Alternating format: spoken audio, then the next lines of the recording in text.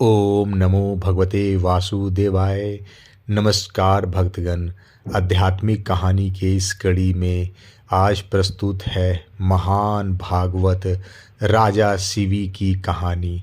राजा शिवी जो श्री रामचंद्र जी के पूर्वज थे। महाराज शिवी उसी नर के पुत्र थे।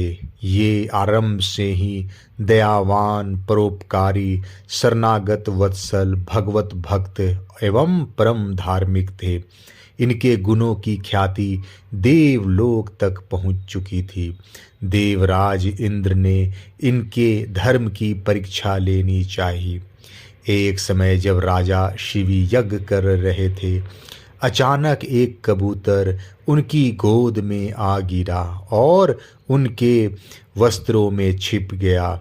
उसका शरीर कांप रहा था और हृदय की गति बढ़ गई थी। उसी समय कबूतर का पीछा करता हुआ एक बाज भी आया और वह भी राजा के सामने ही यज्ञस्थली में उतर गया। जब उसने देखा कि राजा शिवी ने उसकी शिकार का कबूतर अपने वस्त्रों में छिपा रखा है, तो वह मनुष्य की वाणी में उनसे बोला, महाराज, यह कौन सा धर्म है आपका? आप एक प्राणी के जीवन की रक्षा कर रहे हैं और दूसरे के प्राण लेने को तैयार हैं। क्या आपको पता नहीं कि यह कबूतर मेरा भोजन है? यदि मैं इसको नहीं खाऊंगा तो मेरा जीवित रहना दुभर हो जाएगा और मेरे मर जाने के बाद मेरा कुटुंब भी जीवित नहीं रह सकता। महाराज, आप धर्म का ढोंग कर रहे हैं। वास्तव में यह धर्म नहीं है।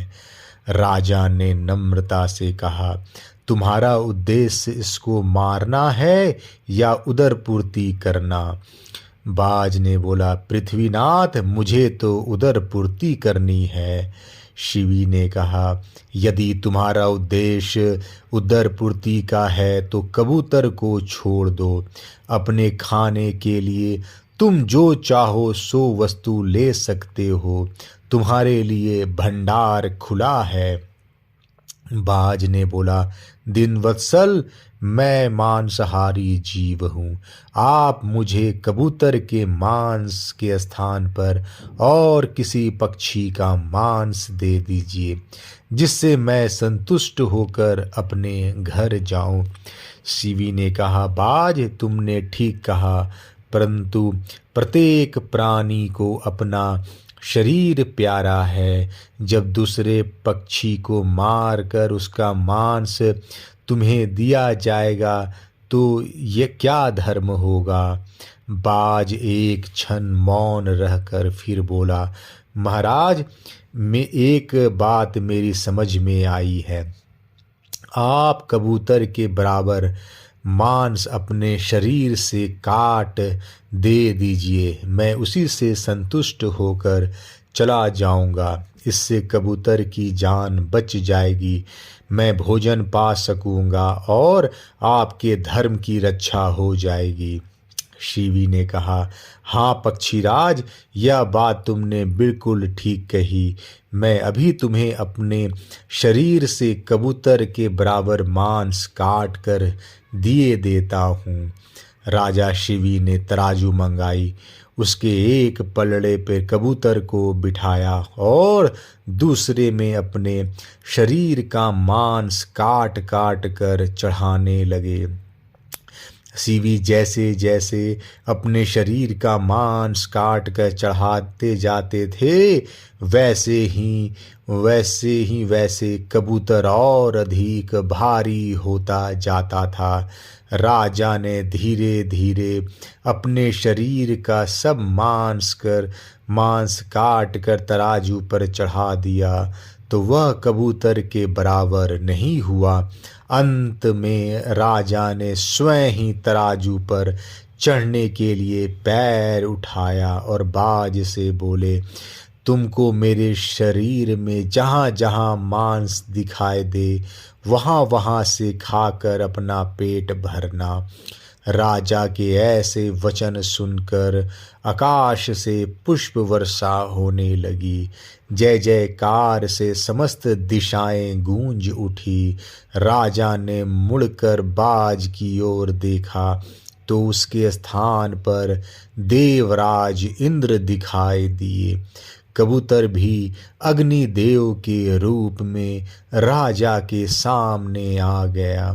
परंतु तुरंत ही महाराज शिवी का शरीर अक्षत होकर और भी अधिक दिव्य हो गया।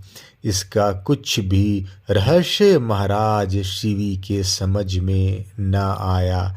वे केवल आश्चर्यचकित होकर चारों ओर देखने लगे। इसी समय इंद्रदेव ने कहा, राजन, मैं इंद्र हूँ। मैंने तुम्हारी शरणागत वत्सल की परीक्षा करने के लिए आया था। वास्तव में तुम परम धार्मिक और शरणागत रक्षक हो। तुमने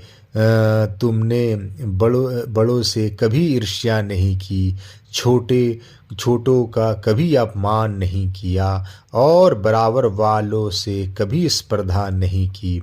अतः तुम संसार में सर्वश्रेष्ठ हो। तुम इसी दिव्य रूप से पृथ्वी पर रहकर चिरकाल तक निष्कंटक राज्य करो। इतना कहकर अग्निदेव के साथ इंद्र अंतर्ध्यान हो गए। शिवी ने देवराज के कथनानुसार इस पृथ्वी का पालन किया, पर उनका मन हमेशा भगवान वासुदेव के चरणारविंदों में लगा रहता था। अंत समय आने पर महाराज शिवी इस भौतिक संसार को त्याग कर परम धाम को चले गए। जय